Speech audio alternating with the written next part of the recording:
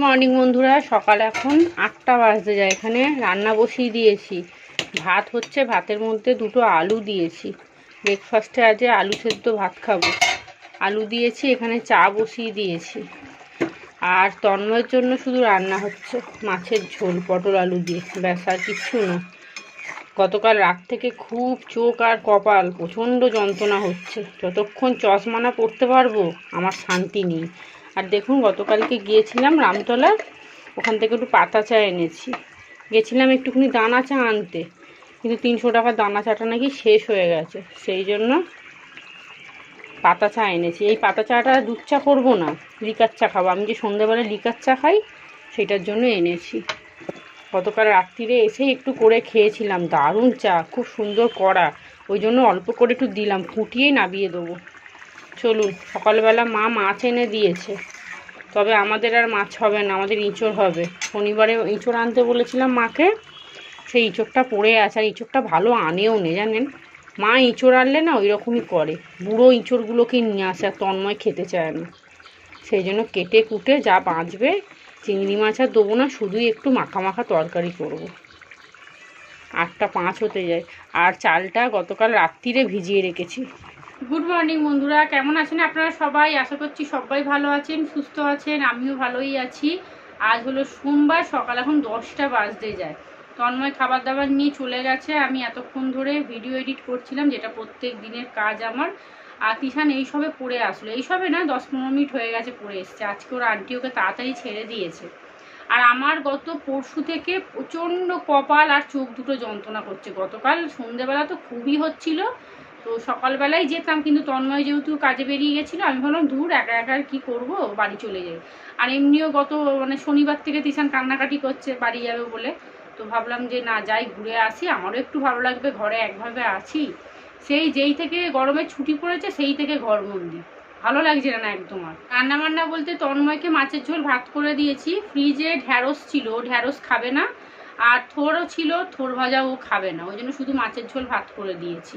যে যেমন তাকে সেরম করাই ভালো, জানেন তো। কোনো সবজি খাবে না, তাহলে আমি কি রান্না বান্না করে দেবো বলুন তো?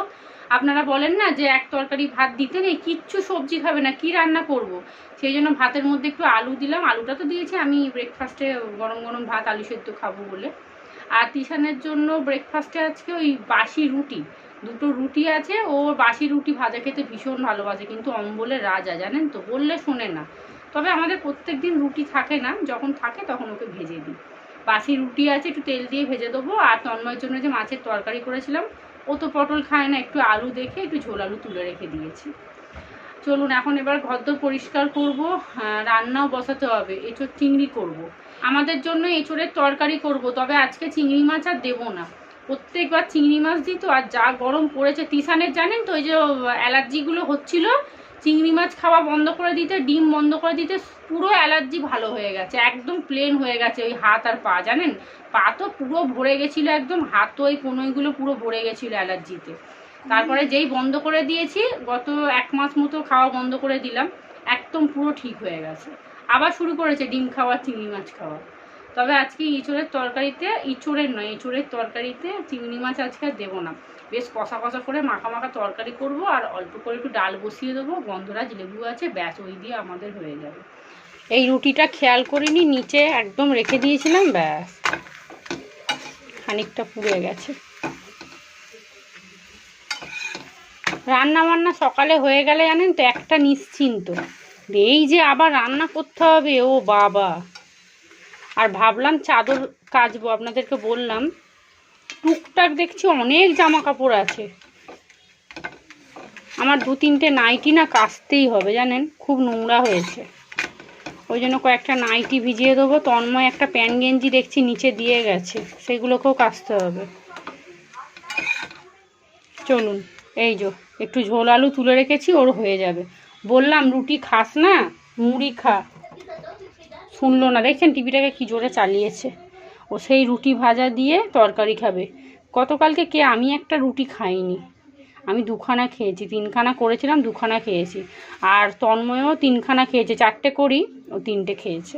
এই দেখুন, এতগুলো টুকটাক জামা কাপড় পরে আছে। তন্ময়ের প্যান্ট গেঞ্জি, আমার 2খানা নাইটি, বাসি নাইটি আছে বাথরুমে। না বাসি নাইটি না, ওইটাই বাসি নাইটি ছেড়েছি। আর এটা গতকালকে রেখে দিয়েছিলাম কাচবো বলে, কাচা তো আর হয়নি। আর এই যে গামছা, লুঙ্গি, তিশানের জামা প্যান্ট, ওখানে গিয়ে খেলেছে, তিশানের 2-3টে জামা প্যান্ট আছে, এগুলোকে সব ভিজিয়ে দিই আজকে। আর চাদরটা থাক, আজকে আর চাদর কাচলে হবে না, একসাথে অত না কাচতে পারি না, কষ্ট হয়, হাঁপিয়ে যাই এখন। একটা ছোট কালো ড্রাম আছে, সেইটাকে না বার করে নেবো, এই একটা বালতিতে হয় না। তিশান একটা জামা প্যান্ট পরলে পুরো কালো হয়ে যাচ্ছে একদিনে, রোজ ওর জামা কাপড় কাচতে হচ্ছে।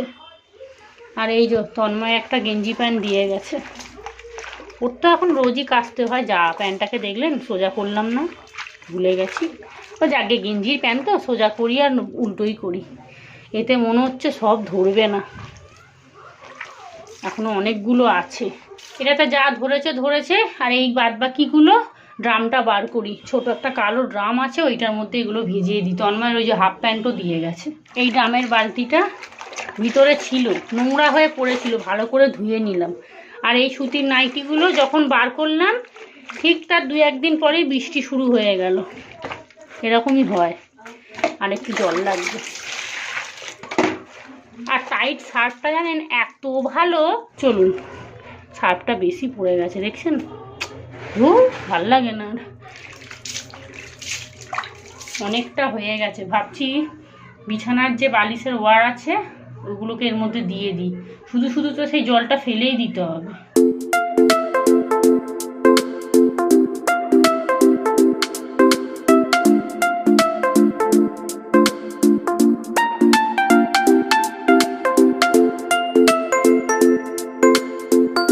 ব্রেকফাস্ট খাওয়া কমপ্লিট, আমিও ভাত খেয়ে নিয়েছি, তিশানও খেয়ে নিয়েছে। এই দেখুন এঁচোড়টা, ওপরটা কালো হয়ে গেছে দেখছেন। আর এই হলো মাছ, এই যে একটু মাছের তেলও আছে, মাছগুলো ধুইও নি, সকালবেলা বললাম না একদম ভালো লাগছে না। চলুন দুধটা জাল দিয়ে দিই, থোড়টা আজকে আর করব না, আগামীকাল করব। এঁচোড়ের তরকারি আর ডাল। আর উচ্ছে নিয়ে এসছি, একটু যদি উচ্ছে আলু ভাজতে পারি ভাজবো, আর না পারি না ভাজবো। অনেকগুলো কাঁচা ভিজিয়েছি, কাচতে হবে। এঁচোড়টা কেটে কুটে একবারে প্রেসারে বসিয়ে দিই সিদ্ধ করতে, আর দুধটাও বসিয়ে দেবো একদিকে। গ্যাস দিতে আসবে, ফোন করলাম, আমার গ্যাসটা উন্নমো করে চলছে। শনিবারে এই তেলের এটা বাটিটা মেজেছিলাম, তেল আর ঢালা হয়নি। সর্ষের তেল দিয়ে এখন রান্না করছি, যা তেল ভাসছে বাবা। তন্ময় বলছে সর্ষের তেল দিয়ে রান্না করো, আমি বলছি কেন, খুব তো জ্ঞান দিচ্ছিলে, সাদা তেলে রান্না করলে শরীর স্বাস্থ্য ভালো থাকে। অত তেল মশলা খেলে আর 2 দিন ছাড়া ছাড়া পরোটা খেলে শরীর স্বাস্থ্য কোনো দিনই ভালো থাকবে না, সে যত ভালো তেলই খাও না কেন। চলুন এই ছোটো জায়গাটার মধ্যে তেলটা ঢেলে রাখলাম, দুধটা এখানে বসিয়ে দিয়েছি। আর এই যে ঝুড়িটা ফাঁকা করলাম, বাসনগুলো আগে মেজে নিই, আজকে কখন যে কি করব আমি নিজেও জানি না। বললাম না সকাল থেকে চোখ কপাল যন্ত্রণায় ছিঁড়ে যাচ্ছে একদম, বাবা। আর ইউটিউবটা নিয়ে খুব চিন্তা করি জানেন তো, সেদিনকে আমার ছোটদা বাড়ি গেছি, বলে তুই ইউটিউব নিয়ে খুব চিন্তা করছিস। সত্যিই চিন্তা করছি, আমার ওয়াচ টাইমটা হয়ে এসছে কিন্তু সাবস্ক্রাইব একদম হচ্ছে না, পুরো থমকে গেছে একদম। এই কারণে আগের চ্যানেলটা আমি ডিলিট করে দিয়েছিলাম, 150 সাবস্ক্রাইবে থমকে গেছিলো। আর এটাও ঠিক তাই, মাসে 8-10টা সাবস্ক্রাইব হচ্ছে, অথচ ভিউ দেখুন 150, 200, কোনোটাতে 500, 400, সেখানে 10-20 জন তো সাবস্ক্রাইব করবে বলুন, হচ্ছেই না। হয়তো ভালো লাগছে না, ব্লগের মাঝখানে এসে বেরিয়ে যাচ্ছে, সাবস্ক্রাইব তো দূরের কথা।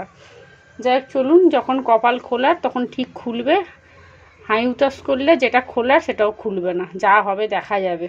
দুধটা জাল দিয়ে নিয়েছি, আর একটু ফুটুক তারপর বন্ধ করব। সামনে দাঁড়িয়ে নিচ্ছি জানেন তো, এই যে এত বড় বাটিতে এইটুকু দুধ বসিয়েছি তারপরেও উতলে যায়, ওই জন্য সামনে দাঁড়িয়ে একটুখানি জাল দিয়ে নিচ্ছি। এঁচোড়টা দেখে মনে হচ্ছে একদম ভালো হবে না, আগে হাতে তেল মেখে নিই তারপরে এঁচোড়টা কাটবো। আর দানা ভর্তি, আমি প্রথমে ভাবছিলাম জানেন যে দানাগুলো ছাড়িয়ে তারপরে ওই ফোবরাগুলো ফেলে দিয়ে তারপরে ছোট ছোট করে কেটে নেবো, কিন্তু এখন অনেকটা বেলা হয়ে গেছে, এখন ওইরকমভাবে কাটতে গেলে না অনেক সময় লাগবে। আর এই রকম এঁচোড় দেখলে না মাথা গরম হয়ে যায়। আগের বারে তো এঁচোড় নিয়ে এসেছিলো, সে কাঁঠাল হয়ে গেছে জানেন, বড় বড় দানা। তন্ময় বলছে এগুলো এঁচোড়, এ তো কাঁটাল হয়ে গেছে। আমার যে মানা করলেও শোনে না, তোমার মা সেই এঁচড় নিয়ে আসবে। বললাম না এঁচড়টা একদম ভালো না, কাটতে গিয়ে দেখছি পুরো শক্ত হয়ে আছে আর বড় বড় দানা হয়ে গেছে। যাই হোক, এখন আর ছাড়িয়ে ছুড়িয়ে কাটতে পারবো না, ওই পিস পিস করে কেটে নিচ্ছি। কেটে প্রেসারে একদম ভালো করে 2-3টে সিটি মেরে নেবো, তাহলে অন্তত গলে যাবে। ভাগ্যিস চিংড়ি মাছটা আনিনি, নালে পুরো নষ্ট হতো। এঁচড়টা কেটে নিয়ে ধুয়ে নিয়েছি ভালো করে। বললাম না এঁচড়টা ভালো না, বুড়ো এঁচড়, একটু ভালো করে সিদ্ধ করতে হবে। পেঁয়াজ, টমেটো, আলু কেটে নিয়েছি। প্রেসারে একটু মুসুর ডাল বসিয়েছি, এবারে প্রোটিন এক্সট্রা খেয়ে নিই।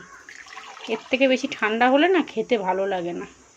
এঁচড়ের তরকারি খুব বেশিক্ষণ লাগবে না আমার করতে, একবারে আলু এঁচড় প্রেসারে সিদ্ধ করে নেবো, মশলা কষিয়ে দিয়ে দেবো, ব্যাস তাহলেই হয়ে যাবে। এটা খেয়ে নিয়ে বাসনটা মেজে রান্নাঘরটা একটু পরিষ্কার করি, নাহলে না রান্না করা যায় না। অগোছালো রান্নাঘরে রান্না করতে বিচ্ছিরি লাগে একদম। চলুন, তিশান ওই ঘরে টিভি দেখছে, বলছে মা আমি কদিন ধরে পুজো দিয়েছি, তুমি এবার পুজো দেবে। আমার যে ঠিক আছে তাই। চলুন, দুধের বাটিতে জল দিয়ে রাখতে হয়, মা ঠাকুমা শিখিয়েছে। দুধের বাটি কখনো শুকনো করে রাখবি না, দুধের বাটিতে সবসময় জল দিয়ে রাখতে হয়। এটা গরম গরম খাই। আর আমি খালি ভাবছি কি জানেন, যে তন্ময় হয়তো খেতে আসবে, তাড়াহুড়ো করছি, কিন্তু আমার তো মনে নেই যে ওকে রান্না দিয়ে দিয়েছি। আর এই যে কুলেখাড়া সকালবেলা, আগে জানেন এই কুলেখাড়ার আটিগুলো 5 টাকা 6 টাকা করে নিত, এখন এই কুলেখাড়ার আটি 10 টাকা হয়ে গেছে। কোথাও এখন আর কুলেখাড়া কমে পাওয়া যায় না। আগে 5 টাকা করে আটি নিত, যেমন কলমি শাকের আটি নিত আর কি, 5 টাকা 7 টাকা সেরকমই নিত, কিন্তু এখন 10 টাকা করে হয়ে গেছে। আদা রসুন যা আছে এঁচড়ের তরকারি হয়ে যাবে, আবার পেস্ট করে রাখতে হবে। তবে মা বলল আদা রসুন টমেটো একবারে বেশি করে পেস্ট করে রেখে দেবে, কিন্তু টমেটোটা এর মধ্যে দিলে আদা রসুনটা কি নষ্ট হয়ে যাবে সেটা তো আমি জানি না, ওই জন্য আমি পেস্ট করিনি। দরকার নেই বাবা, নষ্ট হয়ে গেলে বিপদে পড়ে যাব। চলুন এটা আগে খেয়ে নিই, তারপরে আবার সংসারে কাজে বাজে লাগবো। আর আজকে সকাল থেকে ভালো রোদ উঠেছে, জামা কাপড়গুলো না কেচে দেবো। রান্নার খুব বেশি ঝামেলা নেই, ডাল হবে আর এঁচড়ের তরকারি সিদ্ধ হয়ে গেলে এঁচড়ের তরকারি করতে খুব বেশিক্ষণ লাগবে না। তবে কাচাকুচিটা করে নিয়ে মিলে দেবো, হাওয়ায় হাওয়ায় শুকিয়ে যাবে। আর আমগুলো হয়েছে দেখুন, এই দেখুন, দেখছেন ছোট গাছ জানেন তো, কিন্তু ভর্তি আম একদম। গত বছর আমাদেরকে আম দিতে এসছিল, কিন্তু এই বাড়ির সাথে আমাদের খুব ঝগড়া অশান্তি। কেন বলুন তো, ড্রেন নিয়ে, ড্রেন পরিষ্কার করে না। ওদের যত ড্রেনের নোংরা সব আমাদের ড্রেনের মধ্যে আসবে, মানে বৃষ্টি হলে ওদের ড্রেনটা পরিষ্কার হয়ে যাবে আর আমাদের ড্রেনটা এসে পুরো জাম হয়ে যায়। আর ড্রেন পরিষ্কার করে না, এই নিয়ে আমাদের সাথে খুব অশান্তি হয়েছিল। আম দিতে এসছিল আমার ছেলেকে গত বছরকে, ডাকছে, ডেকে একটা প্যাকেটে 4-5টা আম দিয়েছে। আমি বলছি তুই গিয়ে ফেরত দিয়ে আয়। ওই যে দেখছেন জানলা, ওই যে বারান্দা, ওখানে ভদ্রমহিলা ঘোরে, ওনার 2টো তাগড়া তাগড়া ছেলে আছে, তাদেরকে দিয়ে ঝগড়া করতে পাঠিয়েছে আমার কাছে। যেটাকে নিয়ে আমরা সবাই বিরক্ত যে আমাদের ড্রেনটা জাম হয়ে যাচ্ছে। তাও বললাম যে সবাই মিলে টাকা দিয়ে মাসে একবার 2টো ড্রেনই পরিষ্কার করা হোক। বললো হ্যাঁ করাবো, ঠিক আছে, তারপর আর করায় না। আমরা আমাদের ড্রেনটা পরিষ্কার করাই, আর যখনই বৃষ্টি হয় ওদের যত সুপুরি পাতা আম পাতা পড়ে ড্রেনটা পুরো জাম হয়ে আমাদের ড্রেনটা ভর্তি হয়ে যায়, ওদের ড্রেনটা পুরো পরিষ্কার হয়ে যায়। যেটা নিয়ে সমস্যায় আছি সেটা ঠিক করবে না, আম দিয়ে আমাকে হাত করতে এসছে। ডালটা বসিয়ে দিয়ে ভাবলাম বাসনটা মাজবো, কিন্তু ও বাবা, ডাল বসাতে গিয়ে দেখলাম শুকনো লঙ্কা নেই, আর লঙ্কা ছাড়া ডাল হয়? কিষানকে বললাম একটু শুকনো লঙ্কা এনে দে। আর দেখুন ওকে একটু রাঁধুনি আনতে বলেছিলাম, আমি ভেবেছিলাম এই সামনের দোকানে হয়তো বিক্রি করে না, কিন্তু বিক্রি করে। রাঁধুনিটা ঠিক এর মতো দেখতে, ওই জোয়ানের মতো। দেখুন এই দিয়ে ডাল করলে না দারুণ খেতে লাগে। টিভিটা আস্তে কর।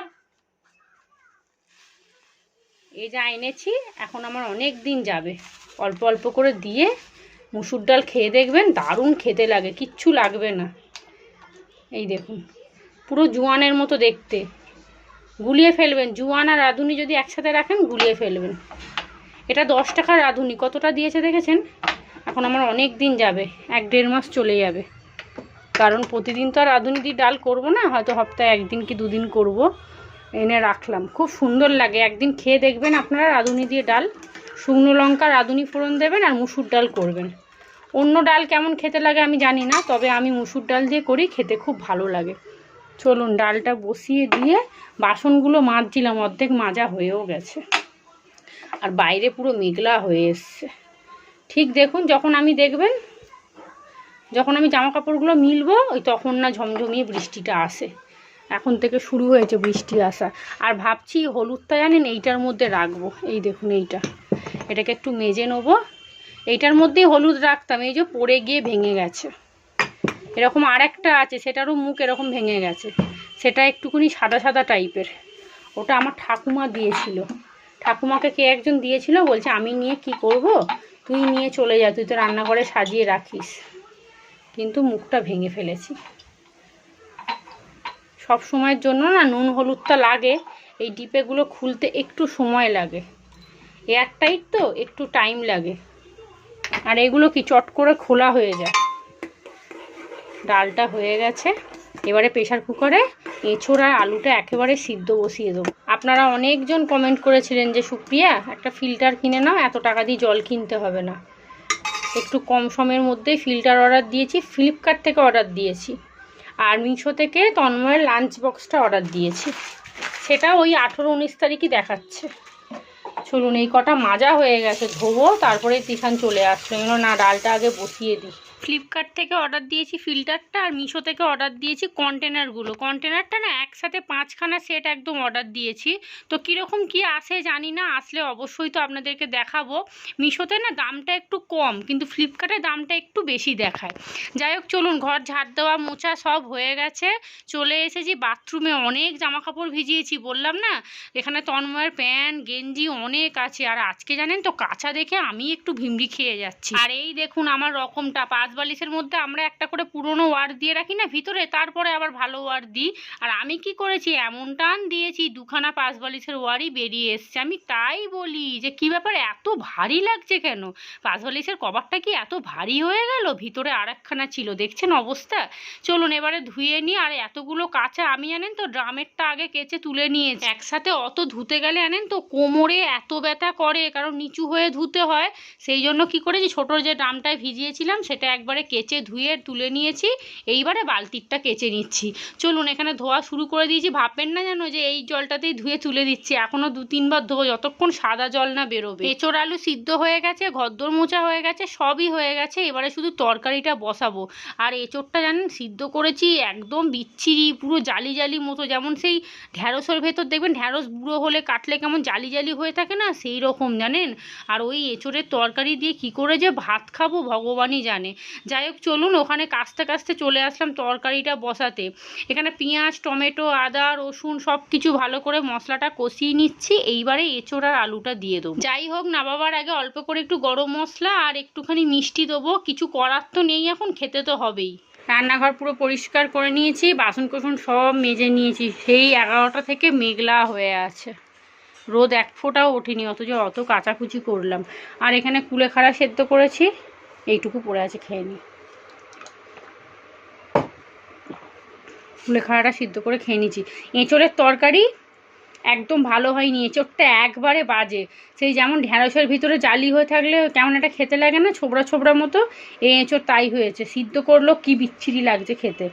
এই রান্নাবান্না যা হয়েছে একটু পাঁপড় ভাজবো, নাহলে ভাত খেতে পারবো না। পাঁপড় ভাজা ডাল আর এঁচোড়ের তরকারি হয়ে যাবে। রান্নাঘরটা আজকে ভালো করে গ্যাস ওভেন এই স্ল্যাব মুছলাম। আজকে আমাদের দুপুরে লাঞ্চ মেনু এই হলো, এঁচোড় আলুর তরকারি, আর এখানে পেঁয়াজ দিয়ে মুসুর ডাল, একটু পরে পাঁপড় ভাজবো, আর হাঁড়িতে ভাত আছে। আর আজকে পেঁয়াজ ডালটা একটু ঘনই হয়ে গেছে।